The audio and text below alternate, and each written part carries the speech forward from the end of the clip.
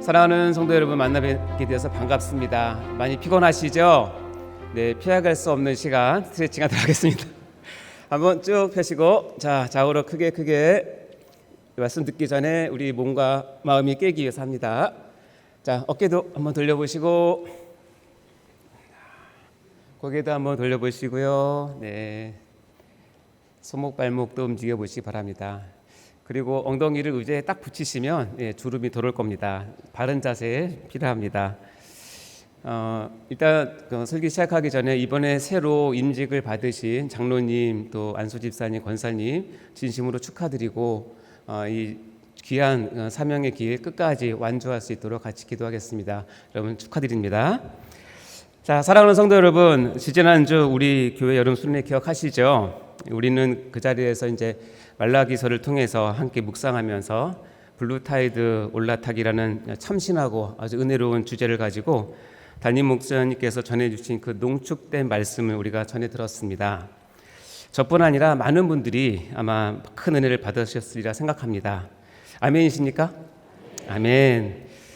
그런데 또 한편으로는 이제 목사님께서 건강이 많이 좀 약해진 모습으로 이렇게 진력하는, 그리고 설교하시는 모습에 참 마음이 뭉클하고 안타까웠습니다. 제가 지난주 수요일 새벽에도 짧게 이 간증을 했었는데 제가 다시 한번 제가 어리석은 선택을 했던 것에 대한 간증을 잠깐 하도록 하겠습니다. 저는 이제 매번 담임 목사님께서 간대상에 오르실 때마다 의사로서의 입장을 가지고 목사님을 바라보게 되었습니다. 주치의로서의 온갖 근심과 걱정과 분장을 가진 채 말이죠. 그러다 보니까 목사님을 통해서 주시는 하나님의 말씀이 언젠가부터인가 제 마음에 직접 다가오지 않고 자꾸만 목사님의 얼굴과 모습을 살피게 되는 저를 발견하게 되었습니다. 그냥 저는 저 나름대로 메디컬 처치 의료 목사로서의 임무와 사역에 몰두하게 된 것이죠. 근데 그게 이제 분주한 가운데 근심과 걱정 속에서 불평하고 있는 이 마르다 같은 모습이었던 것 같습니다. 이것을 이제 목사님은 it mind라고 이렇게 평하셨죠. 기억나시죠? 그러다 보니까 그럼에도 불구하고 몸이 불편하시지만 강단에 담임 목사님을 세우신 하나님의 섭리와 은혜를 잊고 있었다는 것을 수련회 직전에 깨닫게 되었습니다. 수련회 직전에 하나님께서 제 마음에 이렇게 말씀을 하신 것 같았습니다. 재훈아, 담임 목사는 내가 책임지고 보호하고 인도하고 회복시킬 것이다. 너는 마리아처럼 좋은 편을 택해서 나의 말씀을 들어라. 그거 뺏기면 너 아무것도 아니란다. 저는 그 음성을 듣는 듯 했습니다. 하나님을 향한 딥마인드를 요구하는 음성이었다고 이제 생각이 됩니다.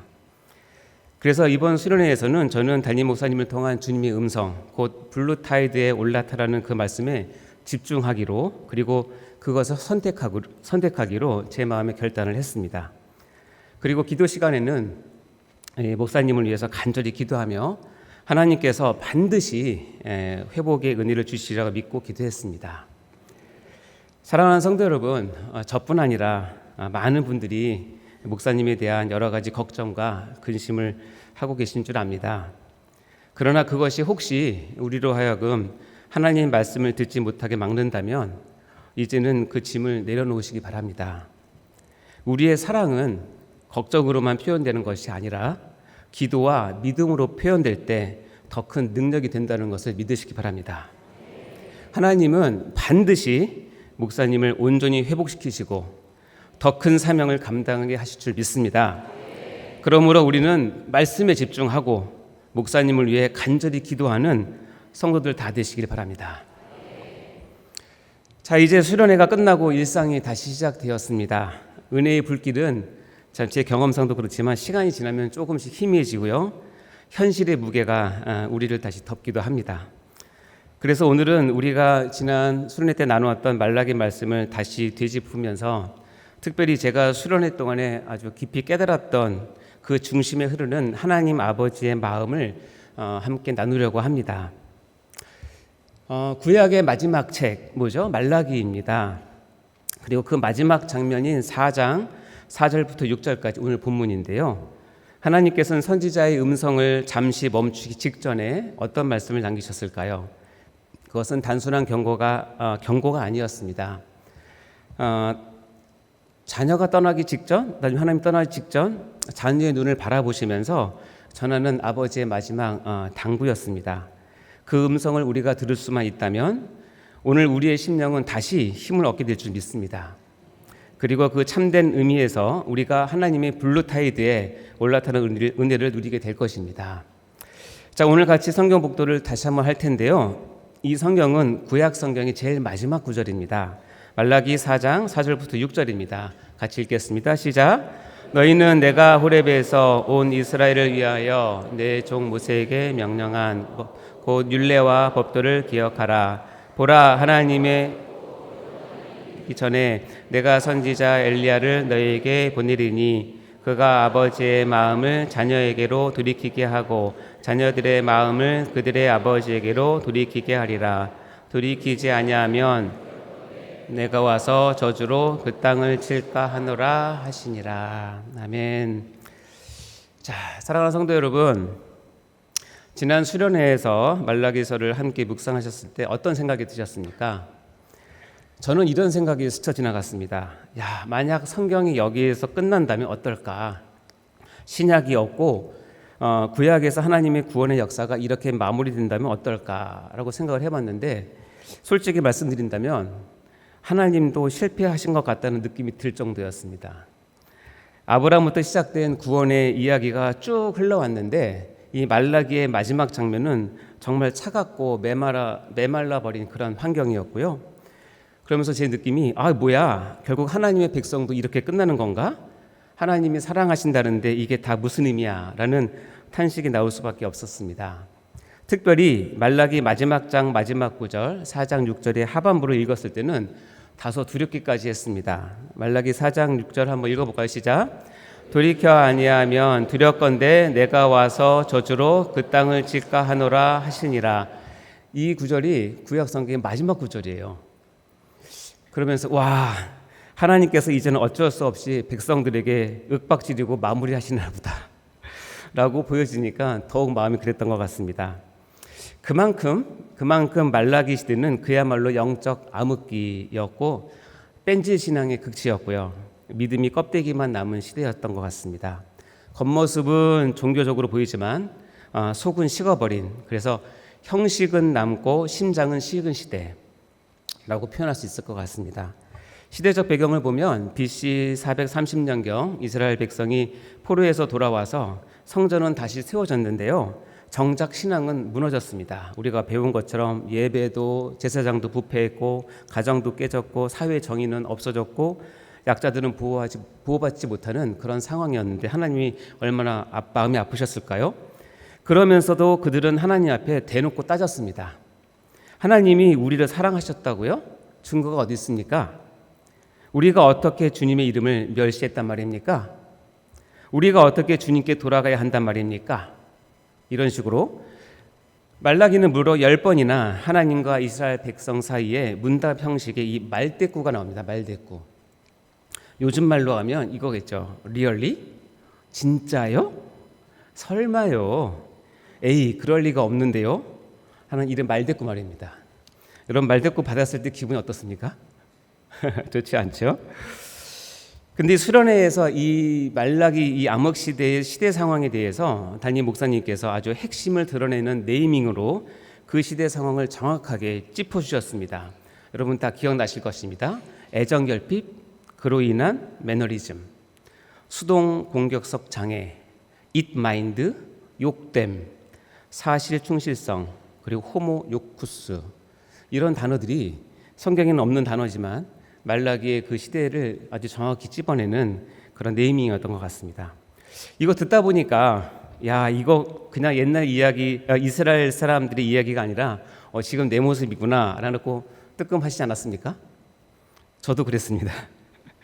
사랑하는 여러분, 이 시대의 모습을 비웃고 욕하기 전에 사실은 우리 자신을 먼저 돌아봐야 되지 않겠습니까?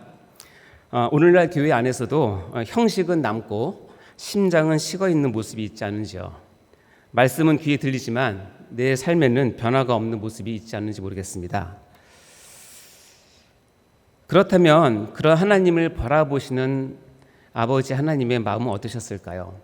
말라기는 이렇게 시작합니다. 말라기 1장 2절에 가면 하나님이 이렇게 얘기하십니다. 내가 너희를 사랑하였노라. 근데 백성은 곧바로 이렇게 되묻습니다. 말대꾸하는 거죠. 주께서 어떻게 우리를 사랑하셨습니까? 여러분, 사랑을 주었는데 사랑을 의심받는 아버지의 마음이 어떻겠습니까? 정말 속상하고 아프셨을 것 같습니다. 저 같으면 배신감 때문에 아마 분노로 치를 떨었을지도 모르겠습니다. 그런데 하나님은 여전히 내가 너희를 사랑하였다 하시며 끝까지 포기하지 않으십니다. 이것이 아버지의 마음입니다. 수련회 때 목사님께서 잠시 나누신 간증이 있었는데 말라기서를 이렇게 연구하시면서 이스라엘 백성이 10번이나 말대꾸했다는 것을 묵상하시다가 목사님께서 그 자리에서 하나님 앞에 무릎 꿇고 이렇게 기도를 하셨다고 합니다. 주님, 이게 내 모습입니다. 하나님의 사랑을 알아들이지 못하고 의심하고 배반하는 저의 죄를 용서해 주옵소서. 저는 이 고백을 듣는 순간 마음이 굉장히 울컥했습니다. 그리고 나도 하나님 아버지의 마음을 알아들이고 싶다라는 이 거룩한 부러움이 제 안에서 일어났습니다. 그렇게 기도하시다가 발가락 관절에 염좌가 생길 정도로 참 한 목사님이기 전에 한 신앙인으로서 하나님 아버지의 마음을 알아들인 것은 저에게 큰 도전이 된 간증이었던 것 같습니다. 사랑하는 성도 여러분, 말라기 시대의 이스라엘 보면서 우리가 화를 낼 수도 있고 또는 비웃을 수도 있습니다. 하지만 더 중요한 것은 그들을 대하시는 아버지의 마음, 하나님의 마음을 우리가 조금이라도 헤아리는 것입니다.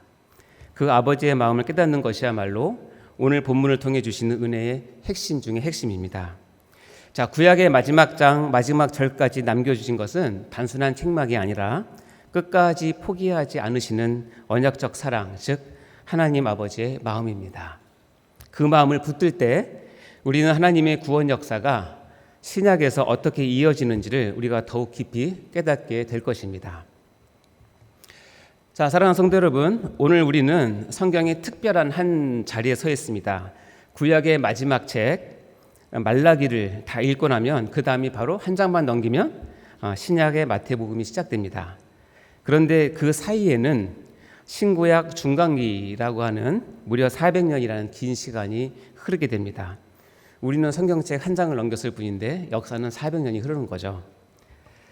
교회 역사에서는 이 기간을 흔히 침묵기라고 부릅니다. 왜냐하면 하나님께서 더 이상 선지자를 보내지 않으셨고 선포되는 새 예언도 없었고 하늘에서 새로운 말씀이 들려오지 않았기 때문에 그렇습니다. 겉으로 보면 모든 것이 멈춘 것 같았습니다. 마치 책의 마지막 장에 마침표가 딱 찍힌 것처럼 더 이상 하나님의 구속 이야기가 진행되지 않는 것처럼 보였습니다. 아모스 선지자가 말한 것처럼 여호와의 말씀을 듣지 못하는 기갈이 이 땅에 임한 것처럼 보였죠. 그런데 사랑하는 성도 여러분, 이 침묵은 하나님의 부재가 아니었습니다. 이 침묵은 하나님의 실패도 아니었습니다. 오히려 그분의 언약을 성취하기 위한 섬세한 준비의 시간이었습니다. 마침표가 아니라 쉼표였던 것이죠. 하나님 아버지의 마음을 담아 구속사의 무대를 준비하는 은혜의 시간이 된 것입니다. 자, 여러분 신약을 읽어보셨을 텐데 말라기와 마태복음 사이에는 이 이스라엘 유대 사회는 크게 변화가 있습니다. 그래서 복음서를 제대로 한 번이라도 이렇게 읽어보신 분들은 이렇게 얘기합니다. 야, 이거 구약과는 완전히 다른 배경이네, 다른 내용이네, 왜 이렇게 분위기가 다르지? 하고 느껴졌을 것입니다. 하나님이 선지자를 보내지 않는 동안에 하나님은 역사의 무대 뒤에서 구속사를 준비하고 진행하셨습니다. 바로 예수 그리스도를 보내시어 구속을 완성하시고 싶으신 하나님 아버지의 마음을 우리는 여기서 읽어낼 수가 있는 것입니다. 복음을 위한 사전 작업인 것입니다. 여러분, 수련회의 마지막 첫 구절은 말라기 1장 1절, 1장 2절입니다. 그리고 수련회의 마지막 절이 뭔지 아십니까? 말라기가 아닙니다. 마태복음 1장 1절로 수련회가 끝납니다. 이 이야기는 무엇이냐면 이 말라기의 마지막은 구약으로 끝나는 것이 아니라 신약으로 넘어가는 중요한 단계라는 것입니다. 위에서 보면 구약과 신약 사이에 신구약 중간기가 400년이 있고요. 여러분 수련회 책자에 보면 저 내용들이 어느 정도 정리가 되어 있는데 제가 다시 한번 알려드리는 것입니다. 그러니까 구약의 말라기 이후로 신약의 세례 요한이 나타나기 전까지 약 400년 기간 동안에 침묵기라고 우리는 얘기하지만 하나님은 놀랍게 저렇게 크게 네 가지를 준비하셨는데요. 언어의 준비, 성경의 준비, 종교적 배경의 준비, 정치적 준비를 하셨습니다. 하나씩 볼까요? 언어의 준비는 뭐냐면 헬러어의 확산입니다. BC 4세기경에 알렉산더 대왕이 세계를 정복함으로 놀랍게 세계가 하나의 언어로 통일되었습니다. 그것이 바로 헬러어입니다. 바로 이 신약 성경이 헬라어, 특별히 학문적인 헬라어가 아니라 코인의 헬라어라고 해서 일반 서민들이 시장에서 쓰는 헬라어가 신약 성경을 쓰는 문자가 되었습니다. 그래서 전 세계 어디서나 누구나 성경을 읽을 수 있게 되는 계기가 된 거죠. 그래서 복음이 빠르게 전파될 수 있는 길이 열렸습니다. 하나님은 이미 이 기간 동안에 알렉산더 대왕을 통해서 이 길을 준비하고 계신 거였죠. 두 번째는 뭐냐면 성경의 준비입니다. 뭐냐면 한 가지 중요한 일이 있는데 구약 성경은 히브리어입니다. 그래서 이스라엘 사람 외에는 그것을 읽기는 정말 쉽지 않습니다. 근데 이 히브리어로 기록된 구약이 이 기간 동안에 헬라어로 번역이 됩니다. 이것을 70인령이라고 다 들어보셨죠? septuagint라고 하는데 이 덕분에 디아스포라한 유대인뿐만 아니라 심지어 이방인까지도 구약 성경을 읽을 수 있고 접할 수 있게 되었죠. 그래서 예수님께서 오셨을 때 많은 사람들이 이미 구약의 말씀을 알고 있었습니다. 그렇기 때문에 예수님께서 이 땅에 오셔서 사역하시고 복음을 전하는데 하나님에 대한 구약적인 배경이 이미 다 준비가 되어 있죠. 이것은 놀라운 하나님의 준비 상황이었습니다. 세 번째는 뭐냐면 종교적 배경의 준비입니다. 그래서 이 기간 동안에 유대인들이 이제 핍박도 받고 독립도 하면서 바리새파, 사두개파, 에세네파 등 여러 분파가 생기는데요. 여러분 복음서를 읽다 보면 구약에는 있지 않은 이런 분파들이 예수님과 논쟁을 하면서 하나님의 진리를 이렇게 예수님께서 가르치는 것을 보게 됩니다. 바로 이들의 등장은 예수님의 사역의 중요한 배경이 된 것이죠. 또 하나 중요한 건 뭐냐면 이 시기에는 회당 제도가 생기게 되는데 성전이 없어졌기 때문에 이제는 세계 어느 곳에 가든지 유대인 성인 10명만 있으면 회당을 만들게 되었습니다. 근데 이 회당이 바로 사도 바울이 곳곳에 전도를 할 때 가장 첫 번째 방문하는 것이 바로 이 회당이 되었고, 그래서 하나님의 복음을 전할 통로로 하나님께서 이미 준비를 하신 것이죠. 마지막 네 번째는 더 놀라운 것입니다. 정치적인 준비인데요. 이 당시 다 아시겠지만은 예수님 당시는 로마가 전 세계를 지배했었죠. 로마는 전 세계를 팍스 로마나라고 해서 로마의 평화 시대를 선포했습니다. 그 배경은 제국 전역에 잘 닦인 도로망을 가지고 정복을 했는데 여러분 다 아시는 말씀, 모든 길은 로마로 통한다 하는 말이 있었을 정도니까요. 자, 그런데 이 재밌는 거는 초대교회가 복음을 들고 전 세계에 빠르게 바로 이 길을 통해서 여러 나라로 갈 수 있었습니다. 그리고 여러분 요즘은 어떻게 되죠? 한 나라에서 한 나라 갈 때는 복잡하잖아요. 비자도 발급받아야 되고 또 입국 심사도 해야 되고. 근데 이때는 로마가 전 세계를 지배했기 때문에 민족이 달라도 언어가 달라도 나라가 달라도 로마 사람이면 프리패스입니다. 그래서 사도 바울은 아무 데나 비자 없이 갔습니다.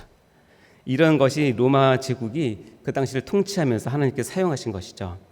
이 네 가지가 이 침묵기라고 하는 기간 동안에 세계 역사를 통해서 하나님께서 준비하신 복음의 준비를 위해서 하신 계획들입니다.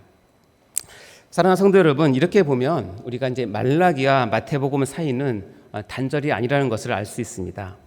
오히려 하나님의 언약의 마지막 경고와 성취를 연결하는 숨은 준비 기간이었죠. 그래서 우리 개혁주의 신학에서는 이 400년을 어떻게 부르냐면 언약의 역사 속에 감추어진 섭리라고 부릅니다. 이것은 하나님의 주권과 약속의 신실함을 보여주는 아주 뜻깊은 기간으로 우리는 이해를 합니다. 겉으로는 침묵으로 보이지만 실제로는 하나님의 약속이 그 가운데서 끊임없이 이어지고 있었던 것이죠. 맞습니다. 구약은 말라기에서 마침표를 찍습니다. 그러나 그 마침표는 끝이 아니라 신약으로 넘어가는 쉼표였습니다. 저는 이렇게 말하고 싶습니다. 말라기는 구약의 끝맺음이면서 동시에 신약의 서문이다 라고 말입니다. 사랑하는 성도 여러분, 우리의 삶, 여러분의 삶에도 때로는 이런 침묵기가 있는 듯합니다. 기도를 해도 응답이 없는 것 같고 하나님은 멀리 계신 것 같고 답답할 때가 많이 있죠. 그러나 그 시간은 여러분 끝이 아닙니다. 하나님은 보이지 않는 곳에서 우리의 삶을, 우리의 가정을, 우리의 교회를 위해 준비하고 계십니다. 하나님은 침묵 가운데서도 우리를 향한 사랑과 구속의 계획을 멈추지 않으십니다. 그 마음을 알아듣는 성도 되시길 간절히 바랍니다. 따라서 이 마침표가 찍어지는 이 순간에 우리는 반드시 하나님 아버지의 마음을 들어야 하는 것입니다. 그래서 오늘 설교의 제목은 이것입니다. 마침표 앞에서 들려오는 아버지의 마음입니다. 사랑하는 성도 여러분, 오늘 우리는 아까도 말씀드린 것처럼 구약의 마지막 말라기 말씀표에 서 있는데요. 이 마지막 장 마지막 절에선 하나님은 마치 어떤 아버지의 간절한 유언처럼 우리에게 세 마디 말씀을 들려주십니다. 이 세 마디 속에서 우리는 하나님 아버지의 마음을 발견할 수 있을 것 같습니다. 말씀에 보면 앞쪽에 보면 기억하라 라고 하는 것이 첫 번째 명령이고요. 두 번째는 보라 내가 보내겠다라는 것이 두 번째 하나님의 말씀이고 마지막 세 번째는 돌이키게 하리라고 하는 것이 세 가지입니다. 이 세 가지가 오늘 우리에게 주신 하나님의 음성으로 들려주시기 바랍니다. 첫 번째는 기억하라입니다. 기억하라. 우리 말라기 4장 4절 읽어볼까요? 시작. 너희는 내가 호렙에서 온 이스라엘을 위하여 내 종 모세에게 명령한 법 곧 율례와 법도를 기억하라. 여기서 하나님은 이스라엘 백성에게 언약을 다시 붙잡으라고 모세를 통해 주신 율법을 기억하라고 말씀하십니다. 성도 여러분, 기억한다는 것은 단순히 머릿속에 저장한다는 그런 단순한 의미가 아닙니다. 히브리 원어 자카르는 마음에 새기고 삶으로 지키며 행동으로 옮긴다는 뜻입니다. 우리는 때로는 종종 신앙을 지식으로만 기억할 때가 많습니다. 물론 지식은 중요합니다. 말씀은 다 알지만 삶에서 실천하지 못한다면 그것은 죽은 기억입니다. 하나님 아버지께서 원하시는 것은 머릿속에 남아있는 지식이 아니라 가슴 속에 살아 움직이는 기억, 그래서 삶으로 드러나는 기억입니다. 이것을 어떻게 이해를 들까 생각을 하다가 우리 여기 남편분들 이렇게 식사를 하는 중에 우리 부인 되시는 분이 여보 오늘이 무슨 날인지 알아? 하고 물어보면 숟가락이 떨리죠. 그러면서 눈이 위로 올라갑니다. 오늘 무슨 날이지? 예. 근데 그날이 결혼기념일이었어요. 까맣게 몰랐어요. 그러면 우리 부인 되시는 분들은 어떠십니까? 마음이? 거의 죽음입니다. 그걸 까먹어? 근데 더 무서운 게 뭐냐면 여보 오늘 무슨 날인지 알아? 우리 결혼기념일이지? 하고 밥만 먹어요. 이건 차라리 모르면 잊었다 생각하지만 분명히 알고 있는데 그 흔한 꽃 하나, 선물 하나, 따뜻한 말 하나 없이 우리 결혼기념일이지 밥 먹자. 우리 자매님들이 크게 웃습니다. 하나님이 기억하는 건 이겁니다. 오늘 주일이지? 주일이죠. 그리고 여기 오셨습니까? 그래서 어쩌라는 말입니까? 하나님께서 우리에게 기억하라고 하는 것은 단순히 그 날을 기억하고 있으라는 뜻이 아니라 그 날이 갖고 있는 그것을 기억해서 거기에 맞는 삶과 마음을 드리라는 뜻이죠. 이 말라기 시대에 말라기 백성들을 보면서 하나님은 기억하라고 얘기합니다. 말라기 시대의 겉모습은 예배는 드리고 있었지만 예배는 형식뿐이었죠. 제사장은 타락했죠. 가정이나 사회는 불의가 가득했죠. 그들의 마음에는 하나님과 맺은 언약은 이미 사라졌죠. 그래서 하나님께서 마지막으로 이렇게 외치시는 겁니다. 기억하라, 돌아오라, 아직 기회가 있다. 그러나 완악하면 심판이 온다. 이것이 하나님께서 우리에게 단순한 경고가 아니라 하나님 아버지의 마음을 품은 간절한 호소입니다. 사랑하는 여러분, 우리 시대도 마찬가지입니다. 교회는 많고 성경 공부도 활발하지만 정작 삶 속에서 말씀을 기억하지 못하는 경우가 많습니다. 우리가 가정에서 또는 직장에서 또 인간관계 속에서 하나님의 말씀을 기억하며 살아가고 있습니까? 아버지의 마음은 여전히 우리에게 들려옵니다. 내 말씀을 잊지 말아라. 너희 삶 속에서 나를 기억하라고 말입니다. 이것이 구약의 마지막 당부이고 신약의 복음을 준비하는 아버지의 마음이었습니다.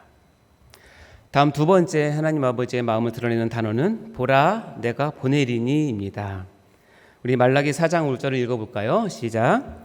보라 여호와의 크고 두려운 날이 이르기 전에 내가 선지자 엘리야를 너희에게 보내리니.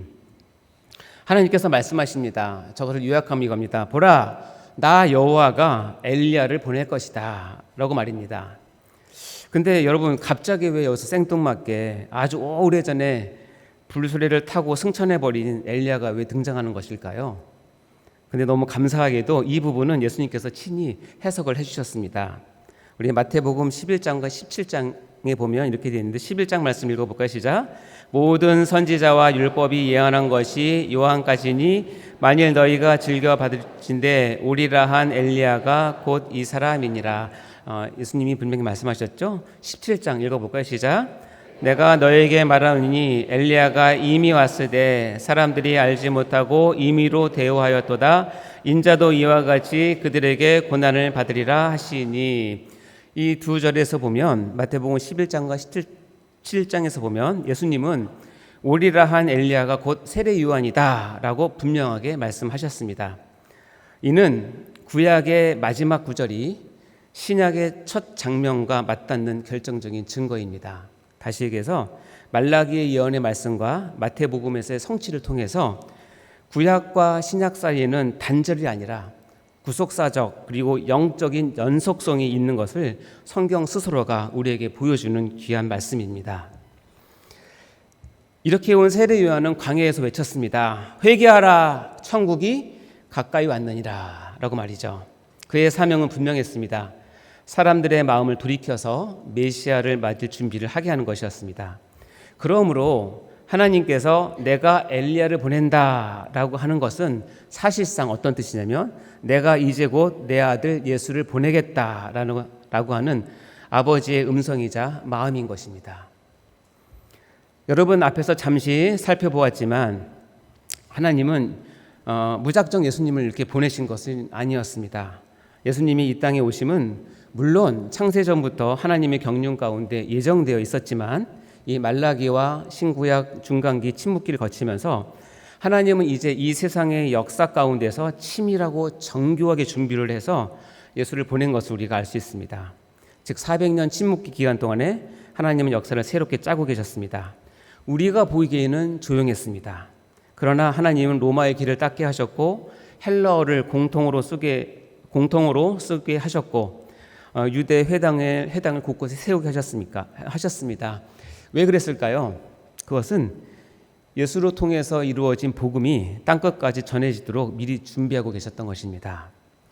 이것은 흘러가는 역사 속에서 우연히 짜맞춰진 것이 아니라 하나님 아버지께서 마음을 다하여 친히 준비하시고 섭리하신 것입니다.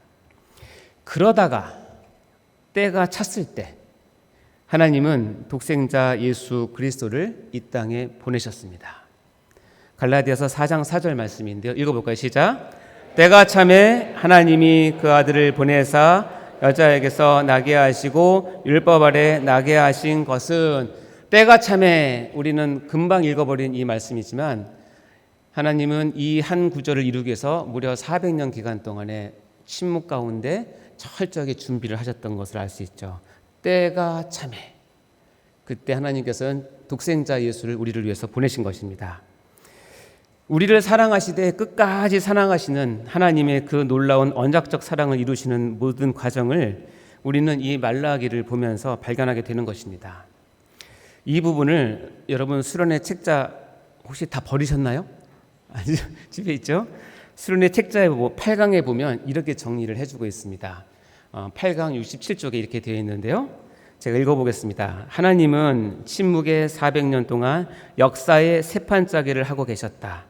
우리가 보기에는 침묵이었지만 하나님은 역사의 세판짜기, 새로운 미래, 그리고 영원한 종말을 준비하고 계셨다. 그러기 위해서 예수님이 이 땅에 오셨고 마태복음을 비롯하여 요한계시록까지 예수님의 복음이 기록되게 하셨다. 아멘.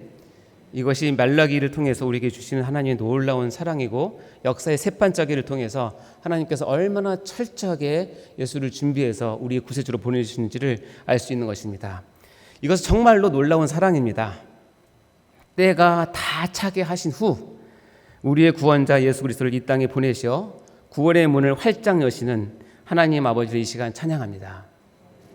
마찬가지로 사랑하는 성도 여러분들도 혹시 지금 이해가 되지 않는 시간 속에서 하나님의 손길을 기다리고 있다면 기다리시기 바랍니다. 그분을 신뢰하시기 바랍니다. 하나님의 때가 차면 하나님은 반드시 그 아들을 보내셨듯이 우리의 삶에도 구원의 길을 열어주실 것입니다.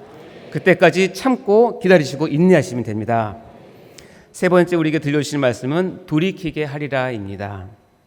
우리 말라기 4장 6절 읽어볼까요? 시작. 그가 아버지의 마음을 자녀에게로 돌이키게 하고 자녀들의 마음을 그들의 아버지에게로 돌이키게 하리라. 돌이키지 아니하면 두렵건대 내가 와서 저주로 그 땅을 칠까 하노라 하시니라. 이 구절은 이제 구약의 제일 마지막 구절인데요.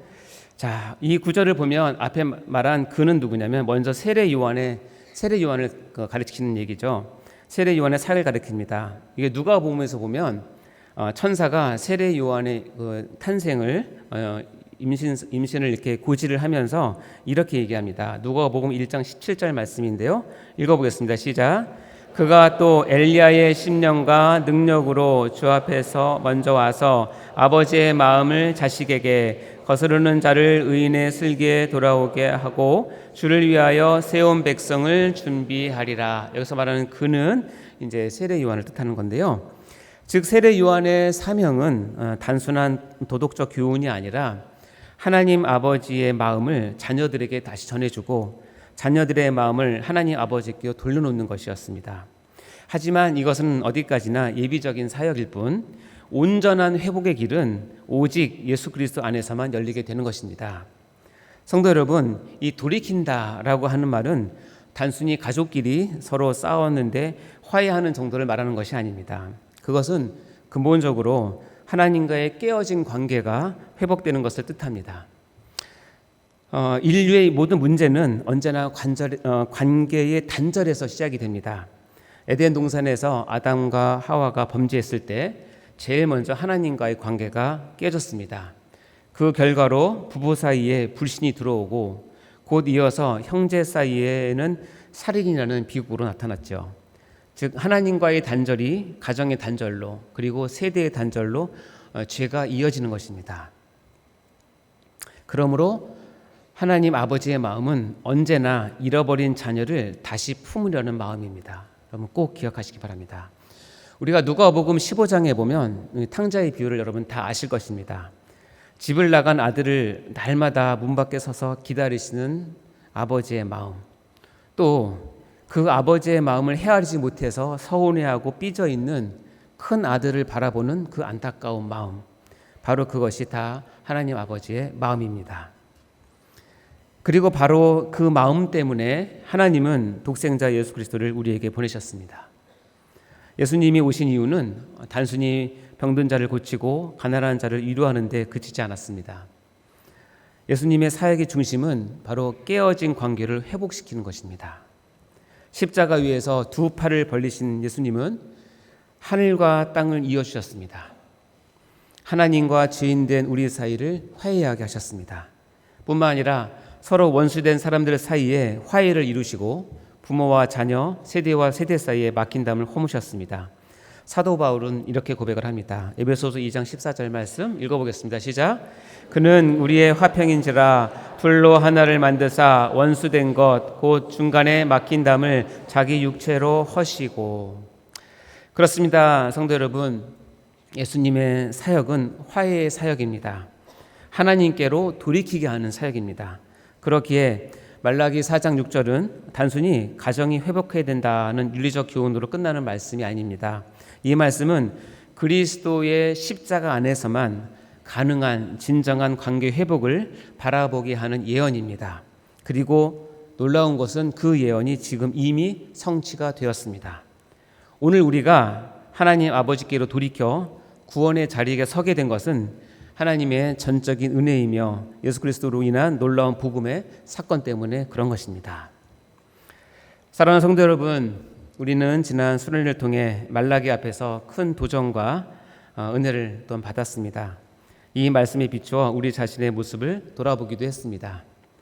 참 재밌는 것은 말라기 시대에는 형식적인 신앙과 종교적인 그 매너리즘이 문제였습니다.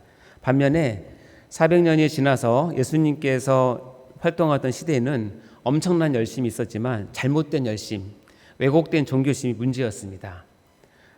주의 전을 사모하는 열심이 나를 삼킨다고 주님께서 지적할 정도였으니까요. 겉으로는 뜨거워 보였지만 정작 하나님의 마음을 알지 못했던 것입니다. 결국 이 두 시대의 공통점은 같습니다. 무엇이냐면 하나님 아버지의 마음을 알지 못했다는 것입니다. 하나님의 마음을 알지 못하면 말씀을 오해하게 되고 신앙이 삐뚤어지고 결국 하나님 앞에서 잘못된 길을 걸을 수밖에 없습니다. 이것이 참된 비극의 시작입니다. 그러므로 우리는 이 비극의 블랙타이드에서 벗어나야 합니다. 그리고 믿음과 은혜, 소망과 생명, 축복이 흐르는 블루타이드에 올라타야 합니다. 이것이 오늘을 살아가는 우리에게 주신 너무나 중요한 영적인 지침이자 우리 수련회를 통해서 하나님께서 우리에게 주신 명령입니다. 오늘 우리가 함께 묵상한 말라기의 이 마지막 구절은 단순한 기록이 아니라 구약 전체를 마무리하는 하나님 아버지의 마지막 당부이기도 합니다. 첫 번째, 언약을 기억하라. 두 번째, 내가 보내리니 준비하라. 세 번째, 그리고 하나님께로 돌이키라. 이 세 가지 말씀 속에 담긴 아버지의 마음을 오늘 저와 여러분 모두가 가슴 깊이 새기시기 바랍니다. 우리 수련회 교환의 마지막 권면에 이렇게 기록되어 있습니다. 우리 담임 목사님께서 좀 마무리를 너무나 정확히 잘해주셨는데 우리 같이 한 목소리 읽어볼까요? 시작. 그러므로 우리는 이 땅에 사람으로 오신 예수 그리스도를 왕으로 모시고 하나님께 말대꾸하지 말아야 한다. 오히려 언약을 붙잡고 그분을 잘 섬기며 블루타이드에 올라타야 한다. 아멘. 사랑하는 여러분, 오늘 이 말라기의 말씀을 통해 참되신 아버지의 마음을 받아들이시기 바랍니다. 그리고 평생을 복음의 블루타이드 위에서 누리시고 또 그 복음을 전하는 성도님들 다 되시기를 간절히 축원합니다. 마지막으로 특별히 사랑하는 우리 담임 목사님의 건강이 온전히 회복되시어서 우리 교회를 통해 하나님의 큰 은혜가 더욱더 흘러가기를 주님의 이름으로 간절히 축원합니다. 기도하겠습니다. 사랑과 은혜가 풍성하신 하나님 아버지, 오늘도 우리를 말씀 앞에 세워주시고 아버지의 마음을 다시 깨닫게 해주심을 진심으로 감사드립니다. 우리는 종종 형식에 빠지고 때로는 잘못된 열심 속에 길을 잃기도 했습니다. 그러나 모든 순간에도 우리를 향한 아버지의 마음은 변함없이 기다리셨고 품으셨음을 고백합니다. 감사합니다. 주님, 이제 우리를 아버지의 마음으로 돌이켜 주옵소서. 깨어진 관계를 회복하게 하시고 우리의 가정과 세대와 교회가 아버지의 마음 안에서 하나가 되게 하여 주옵소서. 예수 그리스도의 십자가로 막힌 담을 허시고 우리를 다시 품어주신 그 은혜를 날마다 누리게 하여 주옵소서. 주님, 이 시간 저희 모두가 블루타이드 위에 서게 하시고 평생을 아버지의 마음을 따라 복음을 누리고 전하는 삶을 살게 하여 주옵소서. 특별히 사랑하는 담임 목사님의 건강을 온전히 회복시켜 주시고 우리 교회를 통해서 아버지의 마음이 이 땅 가운데 더욱 흘러가게 하옵소서. 감사드리며 이 모든 말씀을 예수님 이름으로 간절히 기도드립니다. 아멘.